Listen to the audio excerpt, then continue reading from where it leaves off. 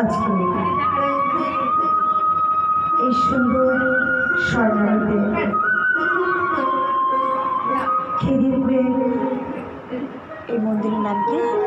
রাধা গোবিন্দ মন্দির। রাধা বল্লভ। আজকে এই শুভ সন্ধ্যাতে রাধা বল্লভজির মন্দির প্রাঙ্গণে খিদিরপুর হরিসভা মন্দিরের আগত ভক্তগণকে সবাইকে জানায় আন্তরিক অভিনন্দন, প্রীতি, শুভেচ্ছা ও ভালোবাসা।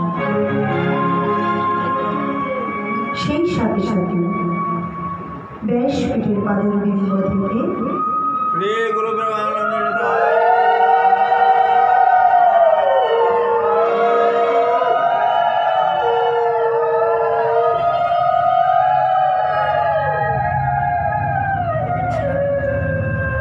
ব্যাসপীঠের পাদের বিম্ব থেকে দিব্য জ্ঞান, বিভূতি জ্ঞানী সকল গুণীজন এবং ভক্ত অনুরাগী ভগবানের প্রিয়, অতি কাছের, অতীব প্রিয় ভক্তবৃন্দকে জানাই এই অধম সুরঞ্চনার পক্ষ থেকে কোটি কোটি ধন্যবাদ।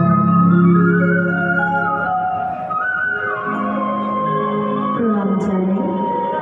আজকে দীর্ঘ 2টি বছর ধরে আপনাদের মধ্যে আগে আসছি যে বাবার ডাকে যার সুদূর চিন্তা ভাবনার অভিপ্রায়াস ঘটেছে এই রাধা গোবিন্দ বল্লভজির মন্দির প্রাঙ্গণে এত সুন্দর একটি অনুষ্ঠান আয়োজন করার জন্য যার ভগবান কৃপা করেছেন জানাতে তাকে জানায় অধমের পক্ষ থেকে অখান্তিত কোটি কোটি ধন্যবাদ। সেই সাথে সাথে প্রণাম জানাই আজকের আমার এই ভাগবত বার্তার মাইকের রেঞ্জের মধ্যে যে সমস্ত সনাতন ধর্মের মানুষ যারা আসতে পারেননি এবং যারা এসেছে কর্মরত সবাইকে জানাই অনেক অনেক প্রণাম জানাই। আজকের এই হরিবর্ষের বাইরে জর্ধ বিকশিত কন্দ শোভিত দত্তের মধ্য দিয়ে যারা কৃষ্ণ কৃষ্ণ বলতে শিখেছে সেই সমস্ত ছোট্ট ছোট্ট কিউট বেবিদের এবং সন্তান তুল্য তাদেরকে জানাই আন্তরিক অভিনন্দন, প্রীতি, শুভেচ্ছা। আসুন আজকের আমরা ভাগবত কথামৃত আস্বাদন করব। দেখতে দেখতে আমাদের এই রাধা গোবিন্দ মিলন মন্দিরে 3-4 দিন মহা অনুষ্ঠানের আয়োজন হয়েছে। আর সেই অনুষ্ঠানে সবাই মহাপ্রসাদ আপনাদেরকে বিতরণ করে গেছে।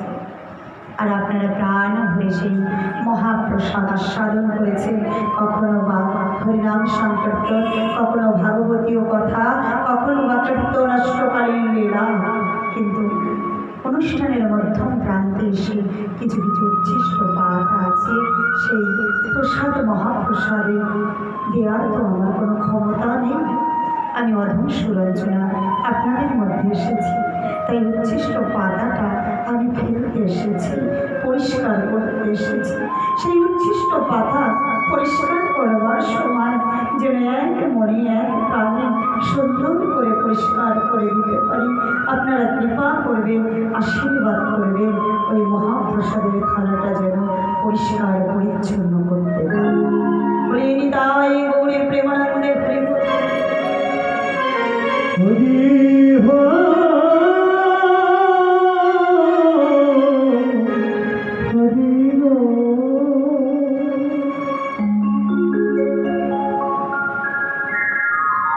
আজকে এই সুন্দর অনুষ্ঠানে আয়োজিত শুভ সন্ধ্যাতে আমরা সবাই এসেছি নিজ গৃহে থেকে